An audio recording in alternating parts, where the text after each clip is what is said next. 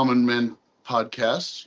My name is John McDermott, and today my guest is Ben Vogel, former classmate of mine from overseas in Taiwan, and so we're just going to have a good conversation today, and hope you all benefit from it. So Ben, how you doing? Good, man. Thanks for having me. It's good to be here. Well, it's a pleasure to have you.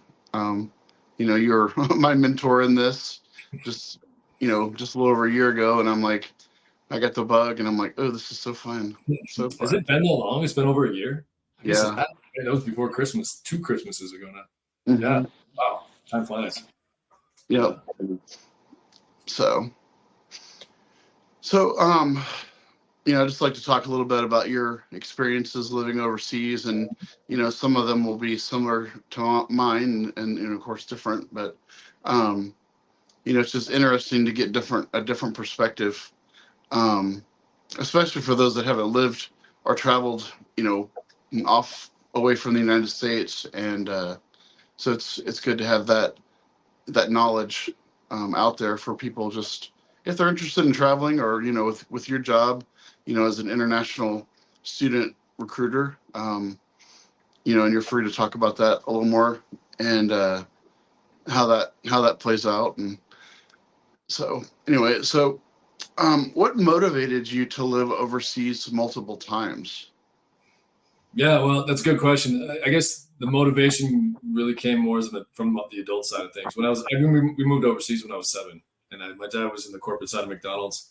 And so the motivation for me to move overseas at that time was zero. I just thought we were moving across the state. I had no idea. We were living in Illinois at that time.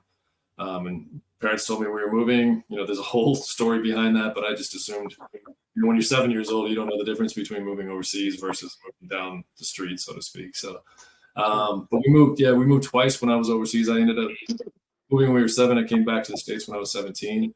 My parents stayed in Asia, so I had the opportunity to go back a lot. But about 8 years ago, I had the opportunity to go back and be a director of admissions at an international school. But that was something I was trying to do for a long time. I was trying to get back overseas for a long time, just because that's a life I'm comfortable with, a life I know. And I like, the travel aspect was also, a big factor. I wanted to get back to traveling, but like you, probably there's just that, the fear of the unknown is not really in me. It's actually more of an excitement of the unknown. Right. Mm-hmm. So it almost motivated me to want to, I'd lived in the States, proud American, things like that, but it was just that itch to get back overseas. And that was the motivation behind me moving. And when the opportunity presented itself, like, it was something I just couldn't say no to. So. Sure. Absolutely. It's always a pleasure and a blessing to experience different cultures and foods, and all that good stuff goes along with it. Yeah. So awesome. Yeah. So which countries or regions have you lived in so far, and for how long? Yeah, so we moved. Asia's been the hot spot for me. We were in Hong Kong for 3 years when we first moved overseas. And then we moved to Taipei in 1986, and I stayed there until I graduated, came back to the States after that. My parents at the time had moved to Singapore after I left for college. So I never lived in Singapore, but I got to know it fairly well, being that they were there about 14 years. So I would definitely go back at least once a year. But then when I went back to China in 2015, I was in Shanghai. So I spent a couple of years in Shanghai, and then I came back to the States again. And I've been back here since, but we'll talk about this later. But my new job has me traveling all over, including Asia. So I've been spending a lot of time in Korea as well. Mm-hmm. That's fantastic. Yeah, I've been all over. I've been to Europe, love Ireland. I've been to a couple places in Europe, but there's something about Asia being kind of a second home to me. It's kind of a natural fit. I never fear going there. You probably appreciate this. There's a huge side of me that actually feels more comfortable in the chaos of the unknown in Asia, right? So it's I never get worried. I actually look forward to going back overseas. Mm-hmm. Absolutely. That's something I've missed out on so far, is going back to Taiwan or anywhere too far away from my, where I'm located now in Missouri. So that's a definite. There's always time. It's never too late. Right. Yeah. Yeah. So how did your experiences of different countries differ from each other? You know, that's a great question. Really, when I was young, when we moved to Hong Kong, this is the mid 80s, early 80s, mid 80s, and it was still under British rule. And so the culture shock value wasn't really there because everything was in English. You know, it was definitely, you know, you were in Asia, it was definitely, you know, obviously lots of Chinese folks, Cantonese folks, but everything was so English friendly. And we lived in this kind of a mixed nationality area where English was the predominant language anyway. And there were a bunch of people from all different cultures and nations and countries and whatnot. But it was kind of a United Nations, if you will, of a little cul-de-sac and community within itself that we lived in. So, you know, I know for a fact, just off of my head, there were people from Germany, from France, from England, from the States, obviously, a couple other Asian cities and countries, whatnot. But we just got thrown into this mix of it was awesome. You know, I just didn't know any different. Number one, I was 7, so I didn't know any different anyway. Because as long as there were kids that were my age that I could play with, I didn't really have an issue. Period. Right? Because you're kids and pretty resilient, but you also just got kind of thrown in right away to just this difference of culture and difference of people and hearing different languages, you know, tasting different foods, things like that. I mean, and on top of that, oh, by the way, you're in Hong Kong, right? So it's like, you know, inside the gates of our area, you know, like I said, it was kind of like living in a United Nations type of cul-de-sac, but then you go outside of that and you're in Hong Kong. But at the time it was pretty English friendly. I mean, if not simple to live there. It was a great way to kind of introduce myself. And I know my family, I speak for them too when I say that, but it was kind of a really easy transition where I've heard horror stories where people went to places that, you know, English was not very familiar to a lot of locals and no one really spoke the language. And so their transition was a lot harder. Mm-hmm. Not for us. I don't really remember struggling, but that could be, you know, the naivete of being a kid too, right? So I just don't remember struggling because everything was in English and went to an international school that spoke English.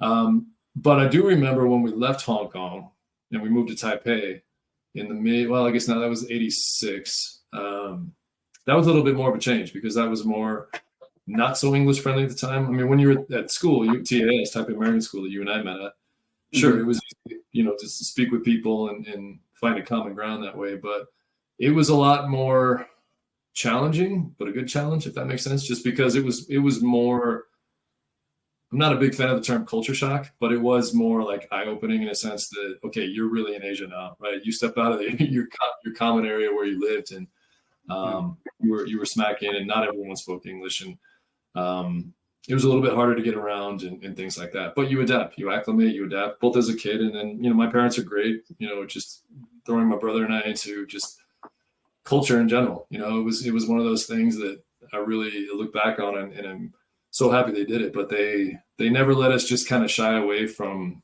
the fear or intimidation of living in another country. They never pressured us into anything, but it was just like, you know, you're in a foreign country.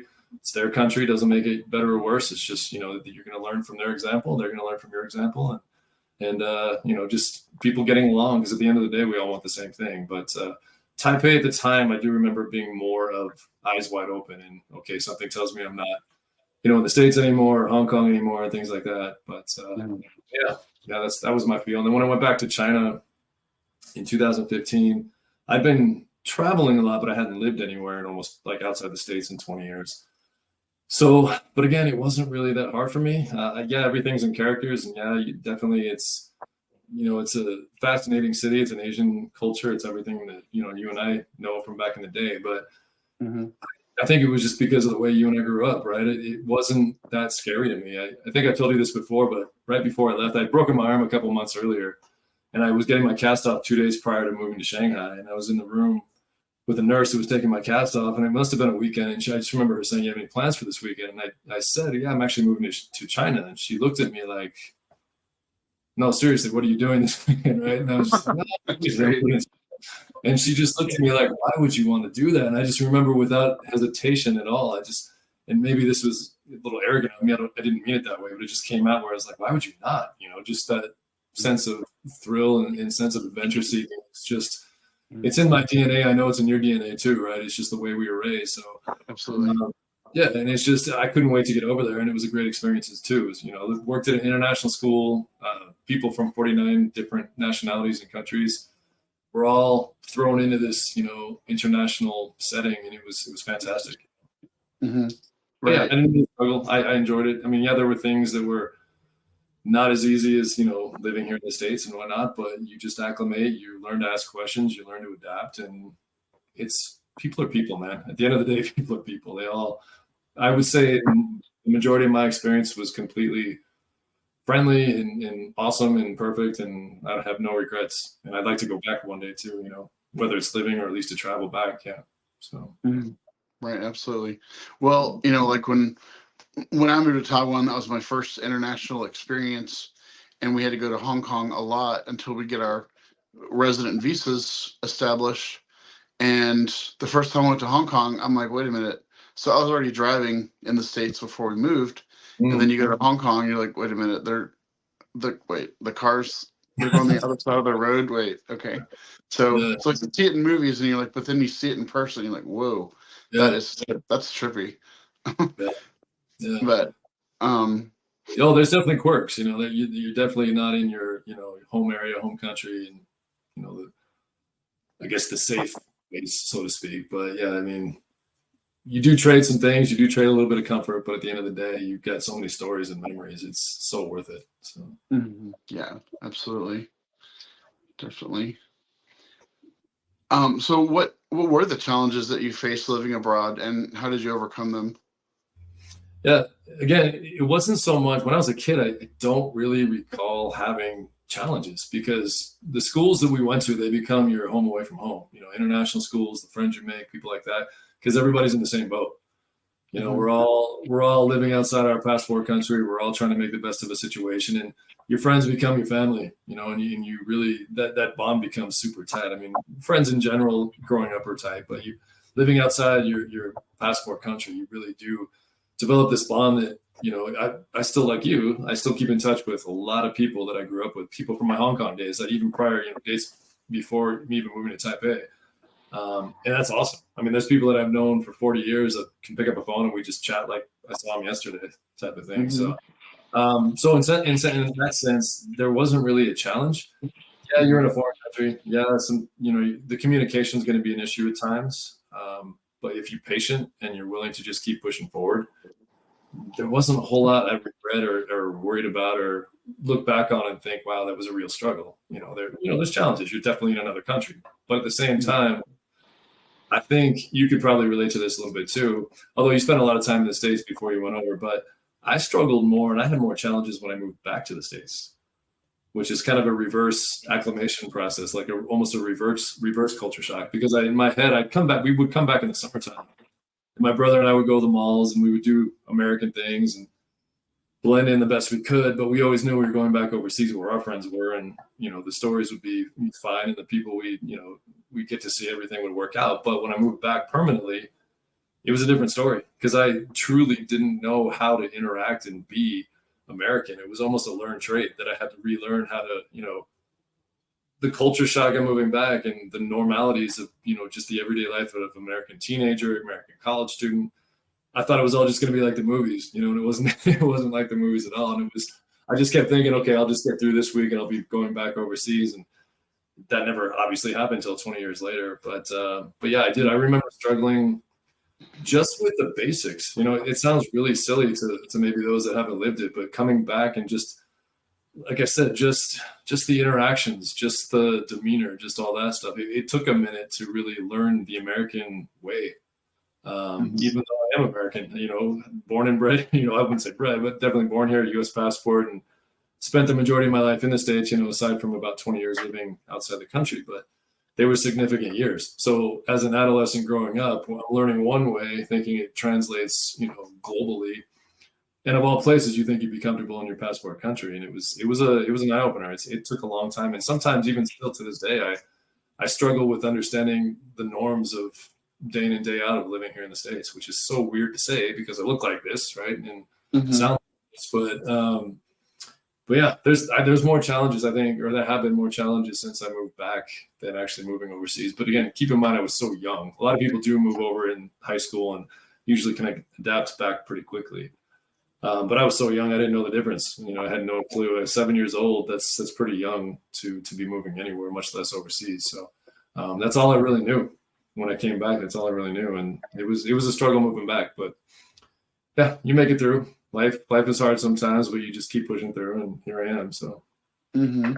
Right. And I was thinking about, you know, going over as a, a teenager, 16-year-old, Yeah. and already having that base of like, driving and being in high school and, Friday night football games, there was that was not part of Taipei American School.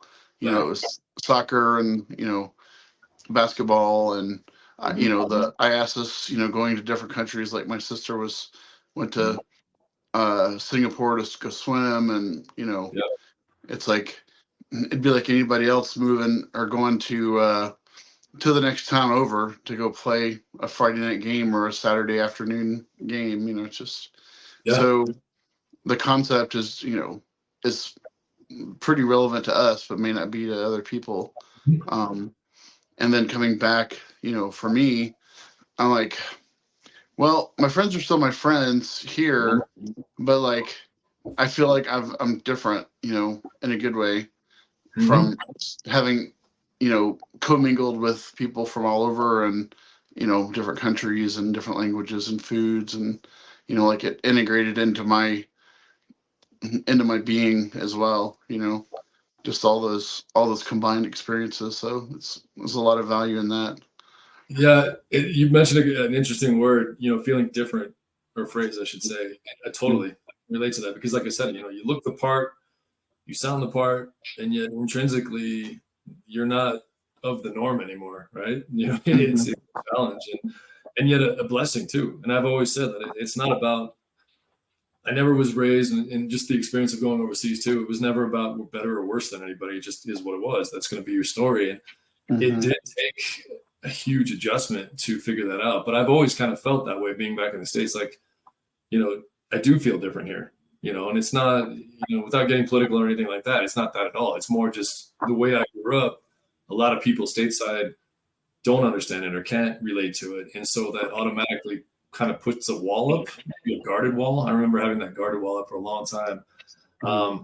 which wasn't always fun either, right? Because it didn't necessarily have to be, but it makes sense because you're, just protecting yourself, protecting who you are and your understanding of what the world is. And it's, yeah, but at the same time, there are people that are willing to receive you in a sense that, they want to hear that story. They want to know.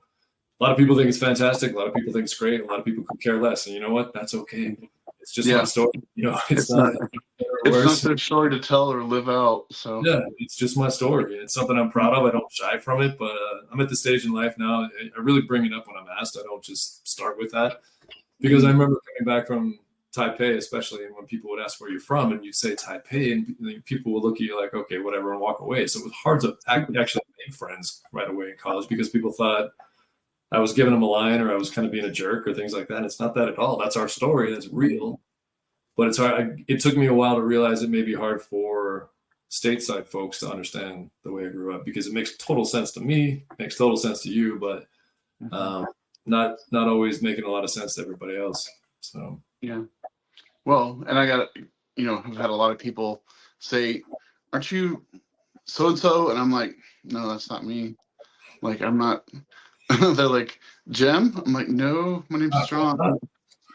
did we talk about this? My gas station story when I can't remember I, we talked about this because I that's think funny. maybe that was on a podcast you did with your university Oh, that yeah, I picked yeah, up yeah. on. I've told the story a couple times, and I'll give you the shorter version here. But it's funny you say that because that happens to me all the time. It actually happened to me in California and happened to me in Atlanta when I was just out there. Hmm. But I get people assume they know me all the time. But I was at a gas station here, and I was just pumping gas, minding my own business, and I walked in to pay. I think I was getting something else in the convenient part of the store, and I walked in to pay, and this guy turned around and just kept yelling a name, and I'm just standing around going, "Who's he talking to?" Kind of probably what you've experienced too. And I finally just turned around and he looked at me.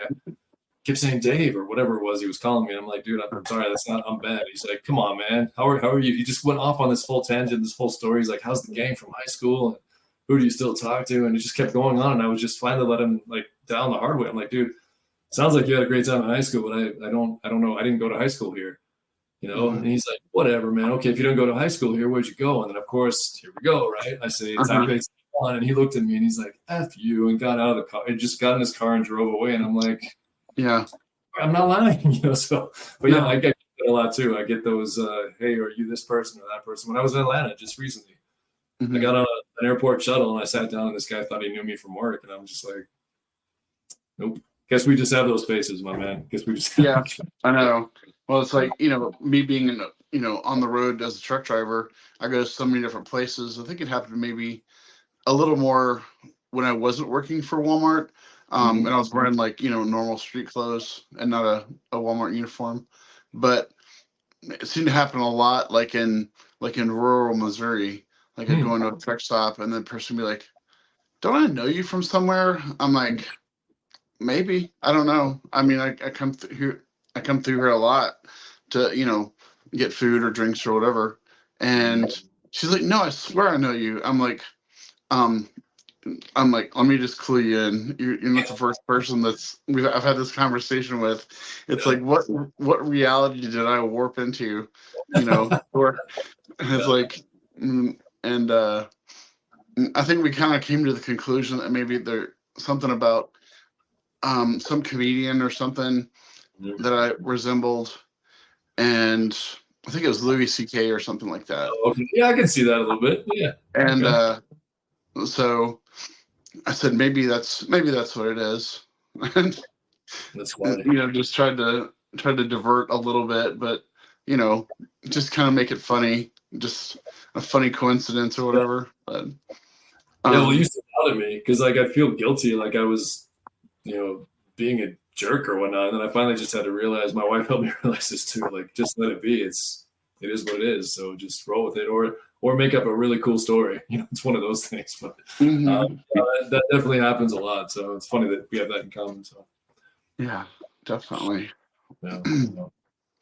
So, how do you feel like living overseas multiple times has shaped your worldview and your personal growth? Yeah, that's a deep question.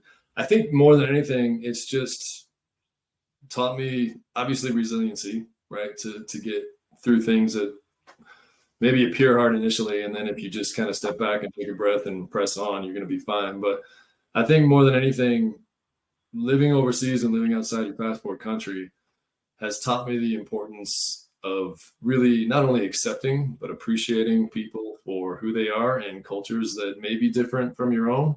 It shouldn't be a scary thing. It should be a welcoming thing. I think we get so fixated on our way is the only way. And when I say our way, I just mean globally. I don't mean specifically one way or another, but everybody tends to just focus on their way is the right way. And I think living overseas, it gives you that different perspective that it is okay to see something different or somebody live a different lifestyle or different way and speak a different language.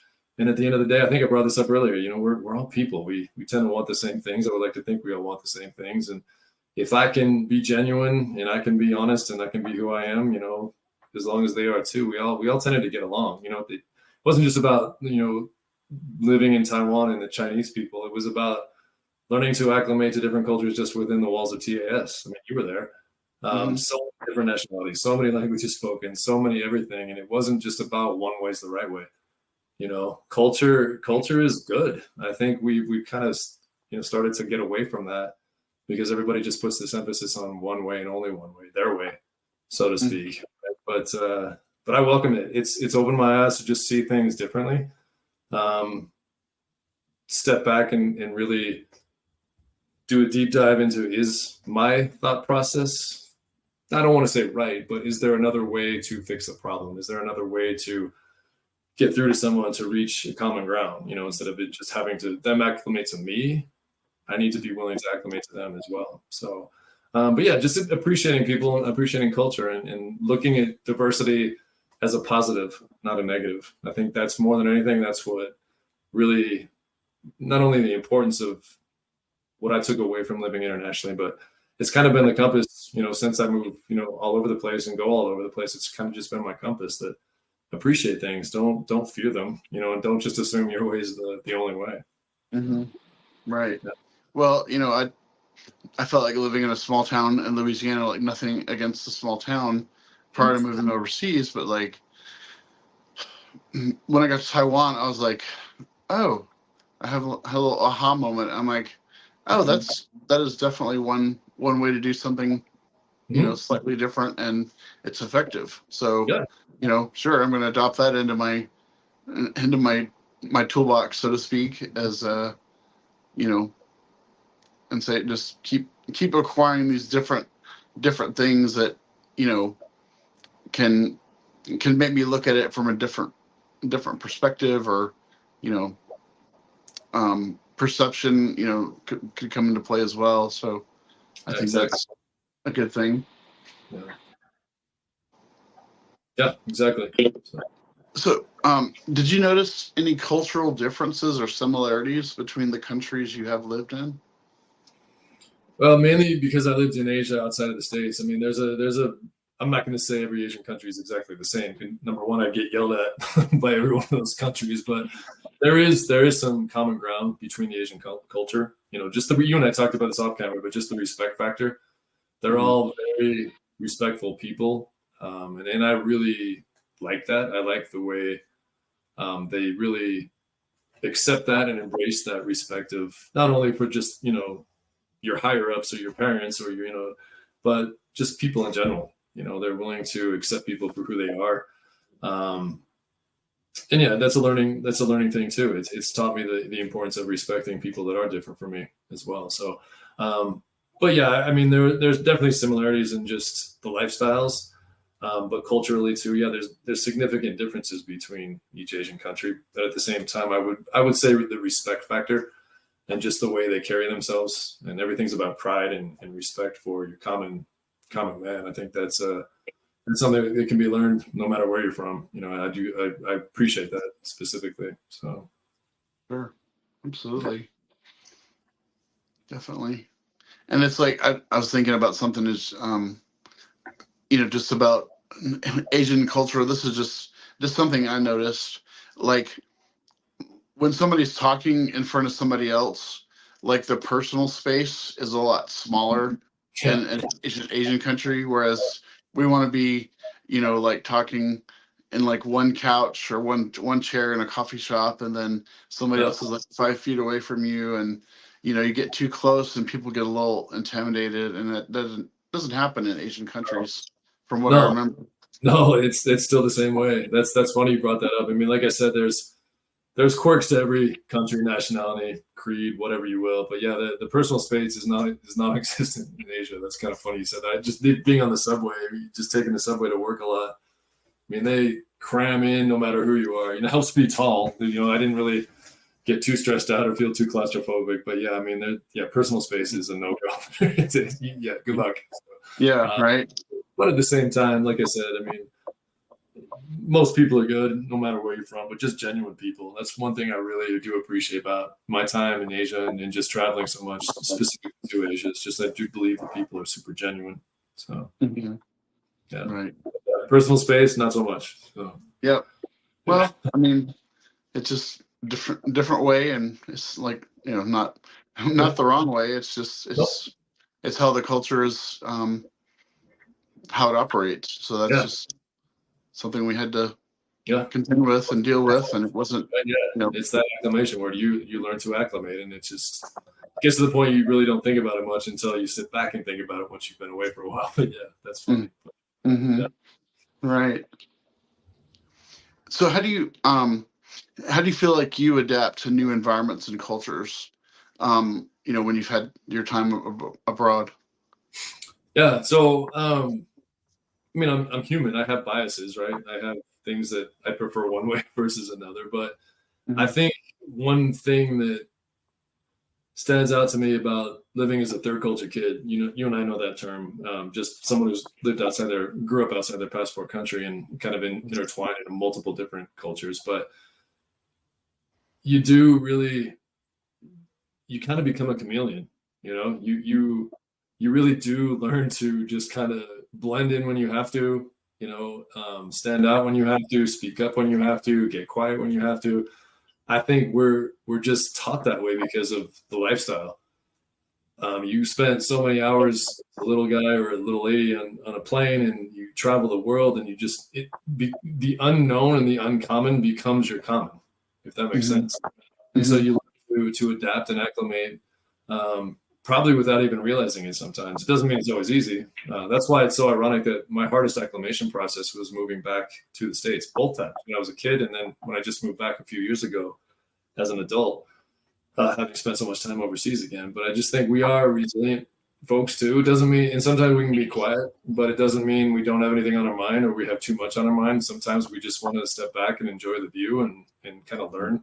But I do think we're really good at adapting to chaos, because chaos is a lot of, what we went through, and in a good way, just because of, like I said, like language barriers and cultural barriers and things like that. You just learn to adapt. And I don't ever feel like I'm in a situation that I can't, get out of, no matter where I'm at. You can plop me in the middle of a non-speaking English country anywhere, and I'm not going to like lose my mind and panic. I might panic about other things, right? But just the acclimation and the adaptation and the resiliency. We can, like I said, we can blend in. We're chameleons. We can feel at home anywhere and nowhere. It's one of those really weird things. We can talk to anybody about anything, and yet sometimes all we want is quiet. We don't want to speak. So I don't know if that really answered your question. I just think that the way I view it, it's been more of a blessing than a curse. It's complicated a lot in terms of personal relationships, especially when you're in those adolescent stages and early 20 stages and you're trying to figure out life in general. You don't really feel like you belong anywhere. Mm-hmm. But then the flip of that is you do belong everywhere. There's just maybe not one specific place. And I think, like I said, that's a blessing and a curse, just based on how we grew up. So sure. I hope I answered. I think that is good. What's that? I hope I answered your question. I kind of went off there, but I hope I answered your question. Oh, you're fine. You're fine. I mean, that's a pretty good takeaway, that we may not belong to where we want to belong, but we can, on a grander scale, we can belong everywhere. Mm-hmm. It just takes a little bit more of adjusting and, mm-hmm. adapting, and, there's a upside to that as well. Your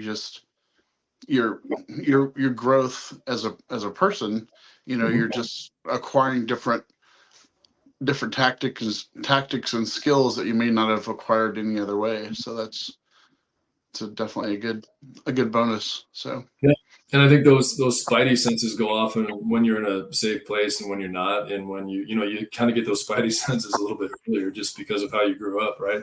Mm-hmm. And at the same time, the negative side is maybe this was just me, I don't think it was, but you can tend to be guarded sometimes too. We talked about like just personal relationships, and I think a lot of the folks that grew up the way we did, we tend to be guarded at times. And the reality is there's a reason we're guarded, because we're trying to scan for common ground, right, with people mm-hmm. that are around. But the reality is that guarded sense can get in the way sometimes too, and you can miss out on a lot of really good things. And I'm a victim of that. I did that. I was guarded for a long time until I realized that, this is my story, and, you appreciate it for what it's worth, and it shouldn't hold you back. And it takes a minute, it takes a minute to let those guards down. But yeah, it's just something I've experienced. I think it's more common than not with folks that grew up like we did. Mm-hmm. Yeah, I think you do develop that acute situational awareness. Mm-hmm. And it's like you're more in tune with it when you're in a foreign environment, like not a foreign country, but just like someplace you've never been or someplace you haven't been in a while. It's you're like, oh, I remember how to do this, remember how to make this work. So that's instinct. Yeah. Mm-hmm. So what would you say were some of the most memorable moments or experiences you had while living overseas? Yeah, you mentioned I asked this earlier, and I want to talk about that, because I was fortunate enough to play a lot of sports, did a lot of things, and the IASTIS trip stands out more than anything, because for those that don't know what that is, it was basically our equivalent of state tournaments, like end of the season sports tournaments. And yeah, you're right. This is where I will say that we got spoiled, because a lot of us got to fly, instead of picking one town in the state to have your state tournament or competing against different levels, the 2As, the 4As, whatever. We would fly to other countries and play at other international schools or American schools for our end of season tournament, and even in season tournaments. So, I mean, my senior year, I think I went on 6 trips all over Asia, at least 6 trips all over Asia. to different countries, and just getting that exposure, once in a lifetime opportunities, and you don't even realize it when you're doing it. But when you step back and look back now, those were probably, if not the best memories, definitely up there. But the chosen family, the friends that you make, I talked about this earlier. It's just, you sincerely become family, because everybody's going through the exact same emotional change, acclimation process, no matter where you're from. And I still beyond thankful for the friendships I made over there. Just a once in a, lifetime chance of being in that position anyway, but then meeting the people that I met, friends to this day and their family to this day. And still to this day, the closest people I know, I can pick up a phone and call just off the top of my head, 20 people that I know, and pick up like right where we left off yesterday. And that's a blessing. But yeah, there's just, I don't really have, and maybe I'm just naive, I don't know, but I don't really have negative memories of living overseas. The hardest thing is when you leave. The hardest thing is when you do say goodbye, because you do get so accustomed to saying goodbye on a consistent basis, year in and year out, because the overhaul and the ongoing change is really draining at times, which probably makes sense as to why we're so guarded at times. We get really good at learning the art of saying goodbye, which is not an easy thing to do, and yet we have that mastered by the time some of us are 10 years old. You just don't get too comfortable anywhere, or get too comfortable with people.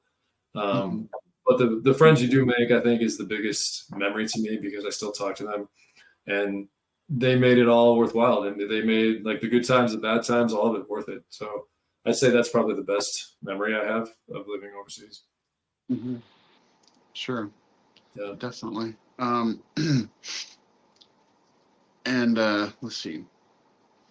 Well, I mean, I had when we first moved overseas, we were trying to hail a taxi cab, and you know how Taiwan summers are. It's always raining at some point in the day, and it just started raining, and I slipped, twisted my ankle, and mom was like, we're gonna finish shopping, and I'm like, my ankle is humongous. This is not normal. And I'm like, I started the year at TAS with, a cast on my leg, and I'm like, okay, this was not the vision I had in my head of how I was you going like me so far, right? Yeah. But I mean, hey, it all turned out, for the best. Yeah. So. Well, that's the thing too, is that it's funny you brought that up. But everybody, no matter how they get there or why they're there, everybody at some point is the new guy or the new girl, right? So we all have our stories about being that new person overseas, because everybody went through it. So you experience a lot of the same things, a lot of the same emotions, good and bad, right? But everybody at some point was new. So that's Mm-hmm. funny. So, yeah. So how do you feel living abroad has influenced your career or your professional development? Ooh, good question. So I was in education for a long time, and I think a lot of that had to do with just growing up. A lot of my idols, mentors, if you will, were always teachers or coaches. Mm-hmm. And I just saw it as an easy transition into that. Both my parents were teachers at one point too. So that always helped. But I just saw it as a way I could always give back. I was blessed to be in the position I was in, and I idolized many of my teachers. I'm not gonna say all, because that's just not realistic, but they always left a pretty strong impression on me in terms of not just education side of things, but character side of things, how you carry yourself, looking out for the person next to you. It's not always about you, but I just really admired my teachers and coaches, and wanted to continue that. And so I got into education for a long time. But I always had that itch to travel. And so I think when I had, like I said, I even coming back to the States, I always knew I'd end up back overseas at some point, whether it was to travel where it was, or whether it was to live. And the fact that my parents stayed overseas for so long, it was an easy thing for me to go and experience different cultures, even in my 20s, because I always had a reason to go back, which was nice.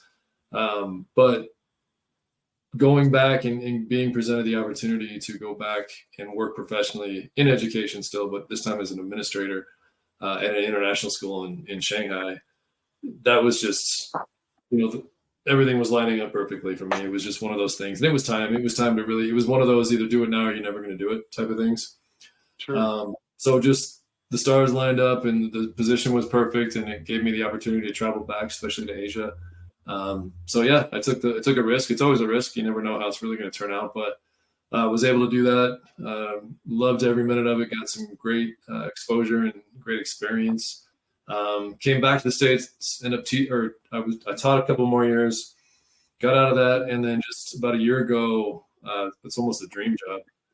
But I started working at the University of Utah, and the University of Utah has a campus in Korea, and so I actually represent that campus. I do a lot of my job is recruiting, like you talked about. That's what I travel a lot domestically and do a lot of recruiting fairs or talk to a lot of high schoolers, talk to a lot of parents. But I also do a lot of marketing, do a lot of presentations, both in Utah and out of Utah.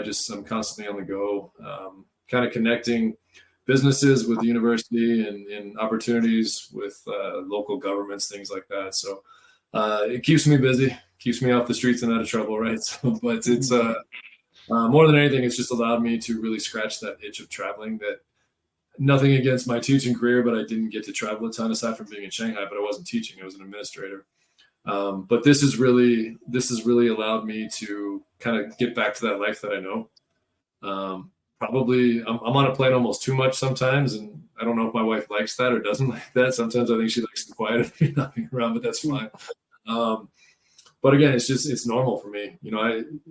Friends of mine, friends of yours, people we have in common, we know that are pilots. I think that's a lot of them scratching that itch as well. In the trucking world, getting out and going to new places, we're people that really don't sit well.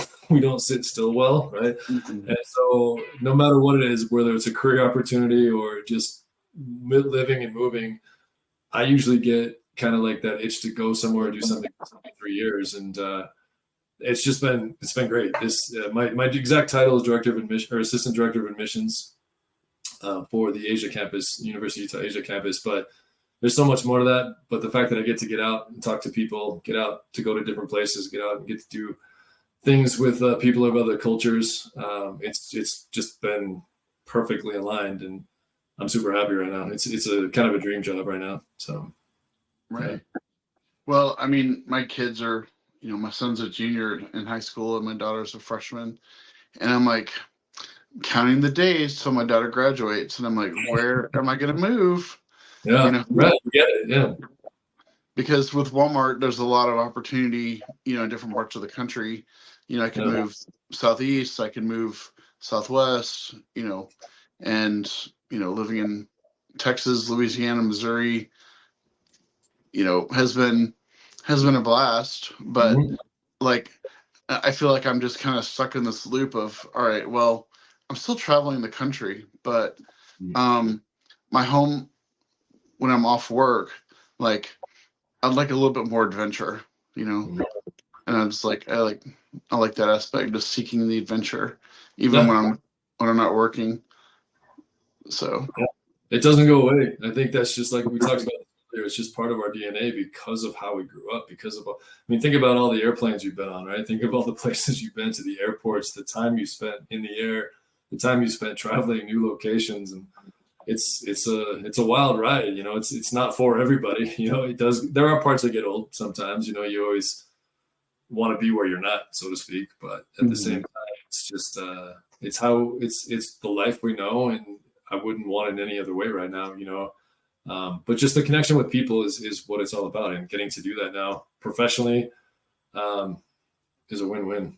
So, but yeah, I do get that itch. I feel that completely, that every 3 years, it usually there's something going on, like, okay, I need to go do this, or that adventure that you talked about. That's exactly right. It's the humble pursuit of adventure, the ongoing pursuit of adventure. Right. So, yeah, that's been my MO since I was 16, that first trip overseas. I'm like, you just feel like this rush. You're like, ooh, what's coming up? What's next? Yeah.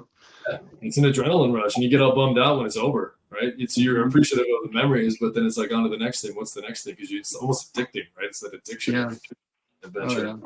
Yeah. It's pretty awesome. So let's see. And let's see, I'm gonna go down here. So, did you have any preconceived notions or stereotypes about the countries you lived in, and how did your experiences challenge or confirm those beliefs? Yeah. So again, not really when I was young and we first moved overseas, because I didn't know the difference between Hong Kong and California, right? I didn't know where we were going. I just, at 7 years old, you just assume you're with your family, it's going to be safe, and you're going to find people your age, and you're going to be fine. So I don't really remember. Even when we moved to Taiwan, I mean, I was a seasoned veteran at 10 years old of living in Asia, so Mm-hmm.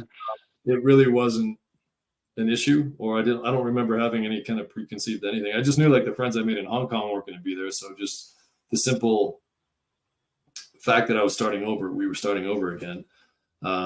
That was tough. But in terms of the actual culture and the people in the country, I don't remember having those. But when I went back as an adult, when I moved to China as an adult, I didn't really like it. Was like we just talked about. It was more of an excitement thing. I didn't have any preconceived. I mean, I knew it was going to be different, and I didn't expect it to be the exact same thing as when I was a kid.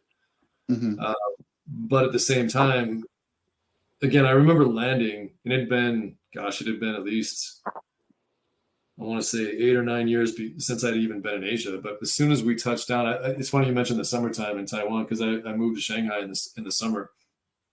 As soon as we touched down and that door opened and you start walking down the tarmac, man, that humidity just hits you. And I remember just laughing.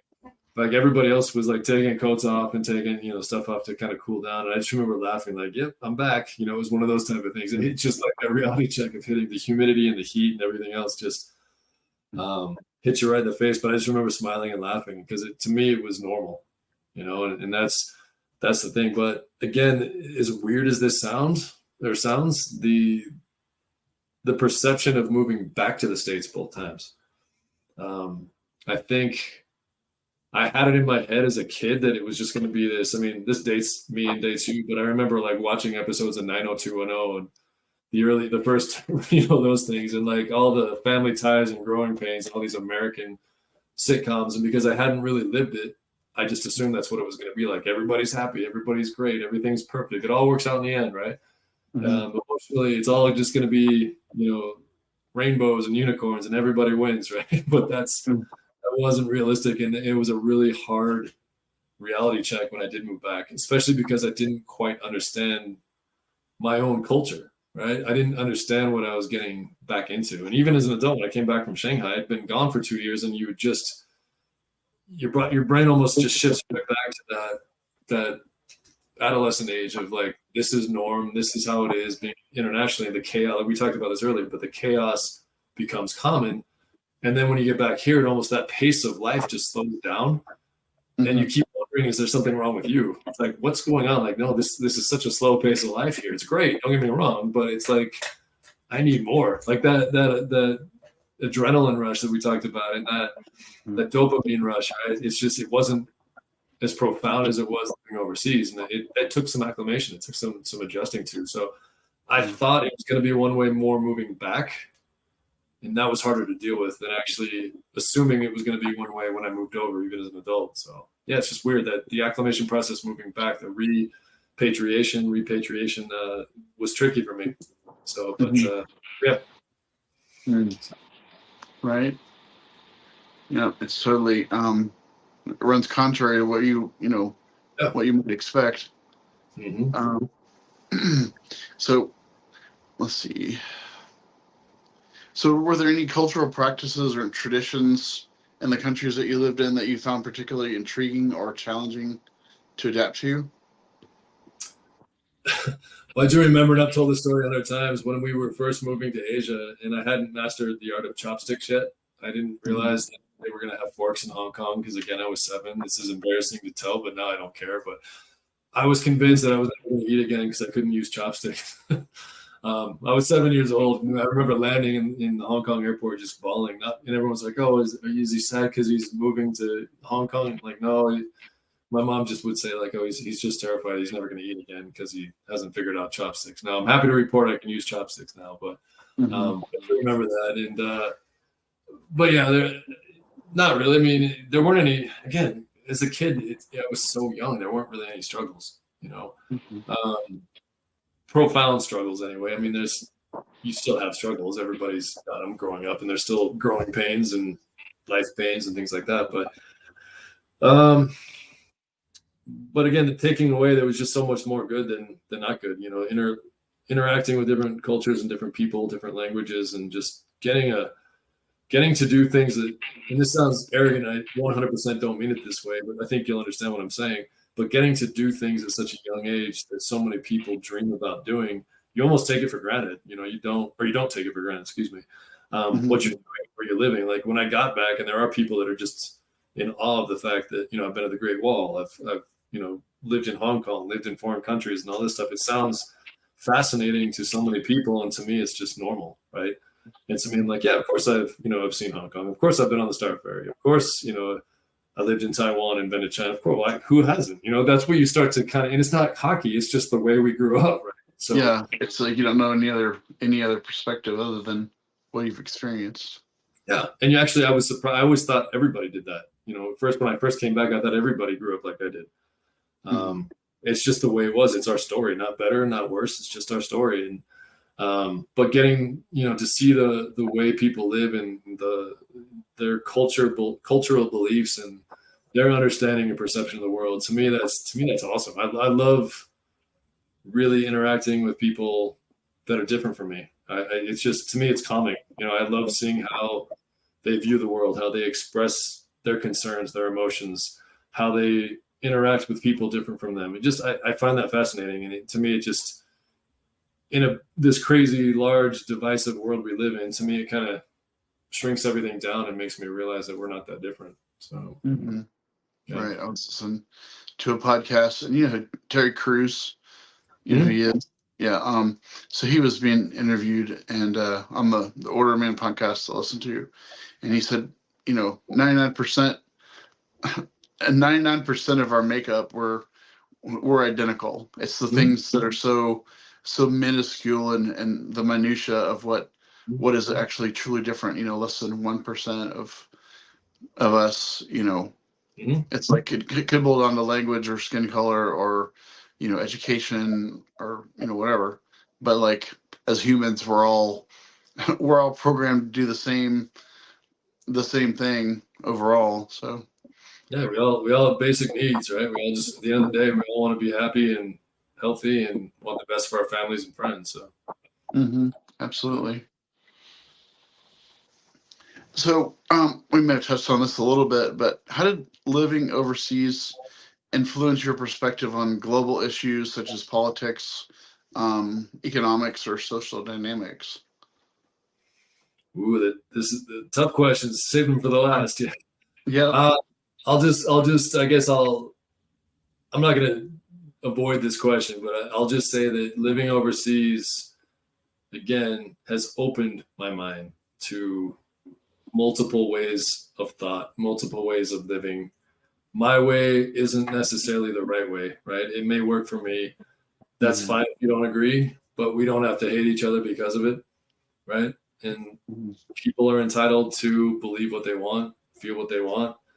Again, I guess I'm just getting older now, and I don't see the sense of divisiveness and screaming matches and telling everybody they're right or wrong because of how they view things. It's just, I refuse to buy into that. I would like to think most people are good, whether it's domestically here in the States or overseas in different cultures. But it's hard. It's hard to look at the world right now because it is so divisive, and it's a scary time. I wish it was a simpler time. The reality is things progress, things, transpire that aren't always happy. But again, I think I wish I wish people had the opportunity that we had.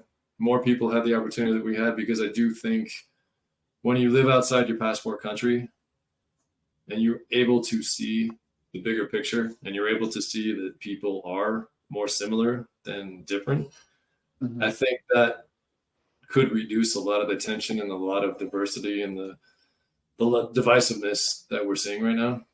It's just sad. I 100% believe people are entitled to think and feel how they want. That doesn't mean it needs to be pressed onto other people. Um, and you mentioned something, I can't remember if it was before we went live or not, but Mhm. um, these podcasts, these direct conversations, I do Mhm. think help, because as you said too, that there's no way to alter this. It's you and me talking. We're just having a conversation, right? I know, like, even though you and I grew up similar, we probably have different views on things, and you know what? That's okay, right? Mhm. It's okay. I think that's, if we could just sit down and talk instead of screaming matches, you know. And I'm not Yeah. perfect by any means, you know. Like I said earlier, I have biases, but learning of culture is different from my own. Learning how to work through things when there's a language barrier, when there's a culture barrier, when there's a religious barrier, you know, just different perceptions. I think you and I learned that it's okay to be different, and we can learn to find common ground, you know, in Mhm. that league of uncommon men. In uncommon situations, we can find common ground. And I think that's missing in today's world. So I don't know, it's hard for me to understand why there's so much hatred in the world. You know, by no means am I a perfect person, but I think living overseas allowed me to have my eyes wide open at an early age and really appreciate people for who they are and where they are, not necessarily what they look like and what they believe. So, Mhm. yeah. Well, it's to me, the tragedy is this, that we live in an age where information is so abundant, Mhm. yet people we can't we can't agree on, you know, on we we can't even agree to disagree. It's got to Mhm. be, you know, a fist fight or a war or, you know, um, just chaotic, you know, violent chaos and protests. And, you know, I'm not trying to get in the political aspect of it, but it's like, you know, people just, I mean, I'll put it this way. So there's this guy named Billy Gardell, and I watched, he's a comedian, and he was saying that, you know, people people are doing stuff like, even just, you know, recently with the Kansas City, you know, the parade. It was supposed to be a happy time, and people are hurt and killed, and, you know, it's like, it's like, I hate to say it, but it's like, what's wrong with people? Mhm. And he said, this guy Billy Gardell said, you know, that voice in your head you're not supposed to listen to. He's like, people are starting to listen to that voice a lot more often, Mhm. and it's like, it's tragic, you know, tragic Yeah. that we can't be more open-minded and accepting, and, you know, just more loving and kind and gentle with one another. It's like we have to embrace everyone, you know, as our We're brother or sister. So Yeah, we're so fixated. I think I mentioned this earlier. We're so fixated on having to be right instead of just accepting. You know, I think that's really what's gotten away from a lot of things these days. Everybody's focused on being right versus just accepting others for who they are, what they mm, believe. You know, what the person across the street from me believes, it's not going to really, you know, at the end of the day, it's not going to really affect my day in and day out. So why just be you, be who you are, and, you know, be nice to people. It's not that hard. So, right, yeah. right, So, definitely. yeah. Let's see here. Okay, look, I may have to plug my computer in. So if you see me look under the desk here in a second, that's what I'm doing. I'm trying to see how much power I have left. So I think we're Okay, good. We should still be good. So. okay. Well, I did, you know, I did have some additional questions. We've kind of, you know, gone on tangents on some of these already. So it's like, um, let's see. Um, Looks so like I let's have just 10 more minutes of power, just so you how know. much? About 10? 10 more minutes. Yeah. Okay. I can plug it in Oh, too, but I'll be off screen if I do that. So okay. Well, I'll just go ahead and just the question I was thinking about is probably more relevant anyway. mhm. So reflecting on your experience of living overseas multiple times, what advice would you give to someone who's considering a similar lifestyle? Go, go. Do Mm, it. You know, do it. It's scary and terrifying and, you know, just brutally different in places and times and things and whatever. But at the end of the day, the experience is such a fantastic, beautiful, life changing thing that I wish, like I said earlier, I wish everybody had the chance to at least spend a year outside their country. their home country. Mm-hmm. Take it for what it's worth. Ask questions. Allow yourself to be vulnerable and realize you're not alone. There's a large sense that you're always alone when you take on these kind of things, and yet there's so many people going through the exact same thing or have gone through that. So ask questions, reach out. There's so much more information now too. When you and I were overseas, there was very little on the subject matter, and now there's like a whole genre attached to living overseas and the expat life and doing things, even with small children, moving kids, families, whatever overseas. And there's so much more information now. Rarely, it definitely happens where rarely people do have bad experiences, but you also have to drop your guard. We talked about that guard earlier, right?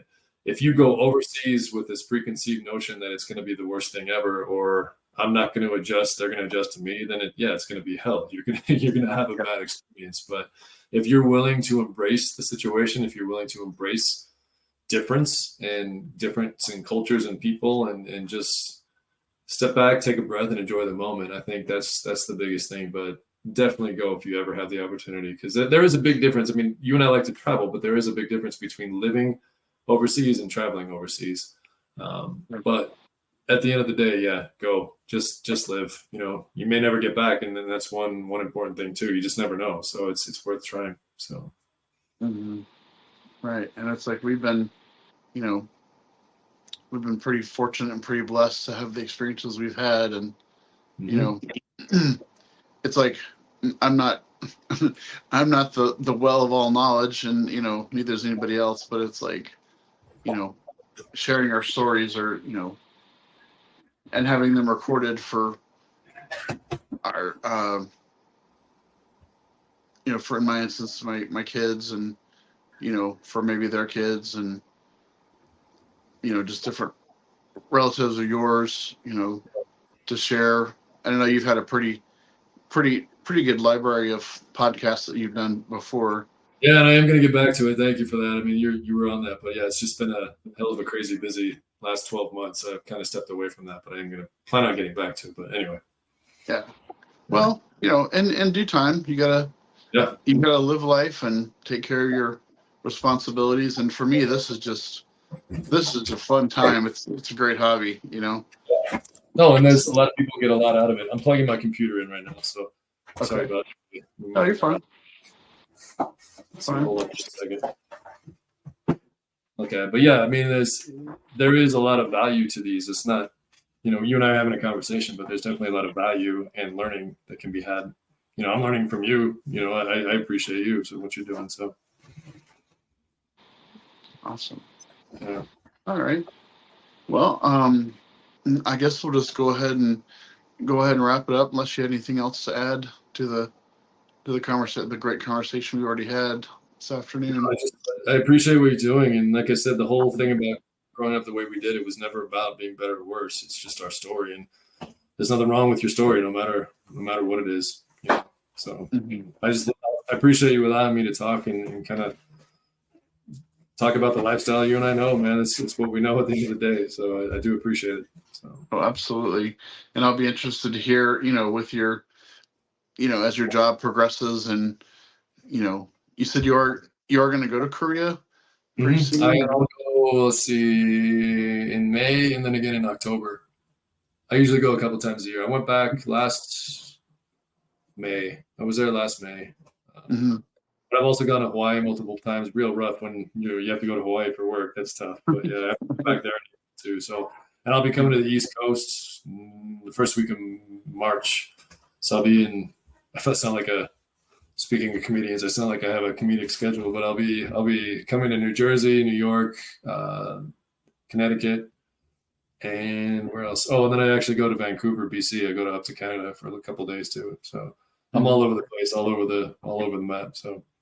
Are you have a little bit of time work done to see your brother? Yeah, okay. Yeah. That's the plan already. The nice thing about going the New Jersey, New York trip is that I'm not coming back in between, so I'll be out there for about 10 days. So I'll get to see him plenty. I'm actually going to take a side trip down to Orlando. You remember Tim Wenger? Yeah. But I'm going to get to go down and see him. And his daughter's my goddaughter, and I haven't been down and seen them in a long time. So I'm going to go down and spend a couple of days down there. She's in a play, so I'm going to get to see her opening night, which is kind of cool. But yeah, so I'm kind of making an East Coast trip here in a couple of weeks, but again, it's exciting. I'm looking forward to it. I wish I could snap my fingers and just be there, because I mean, there's still the flying side of it. As much as I like it, it's as you age, so to speak, like in being as tall as I am, it's kind of hard to just sit on a plane for a long time, but it's all worth it. In the end, it's all worth it. So Definitely. Well, that's awesome. Well, I'm excited for you and the things you get to do, and I can at least live vicariously through your adventures, and that's the blessing that we have, Facebook for that purpose, and social media. That's yeah, the good upside of that is it's like, hey, Ben's going to New Jersey. It's like, ooh, I haven't yeah. been there. It's always weird when I post those, because I'm not doing it to be like cocky. I'm just doing it more to like send a warning sign, like, hey, if there's anybody out there that's in the same areas I'm going to be in, it'd be cool to meet up. Especially people that you and I know from our overseas days. Mm-hmm. But yeah, that's why I want to see people. I usually schedule it to where I have at least a day where I can kind of just take a break and put the work tone off or put the work voice down, and kind of go live a little too, which has been a blessing as well. So yeah, Fantastic. yeah. All right. Well, I appreciate you blocking off this bit of time with me, and Yeah, of course, man. This was fun. I appreciate the conversation. So yeah, and it's always always good to talk. It's like one thing to talk on Messenger, but then yeah, face to face, it's like get the body language interaction, and all absolutely. that stuff. So I really do appreciate you, man, and Right. looking forward to hearing back about what's going on in your life, on your travels and journeys, and Sure. just hope everything goes well for you. I appreciate it. Stay safe on the road, and I appreciate what you do for that too. So thank you. You're Okay. keeping everybody fed, so to speak, and keeping America busy and whatnot. So I do appreciate what you do. So Thank you. Thank you. say hi to your sister too when you talk to Mem today. Hi to her for me. So Absolutely. Absolutely. And give Jason a hug when you're up in do. Jersey, New York. Yeah, for sure. For sure. We'll do. So All cool. right. All right, buddy. We'll talk again then. Thank you.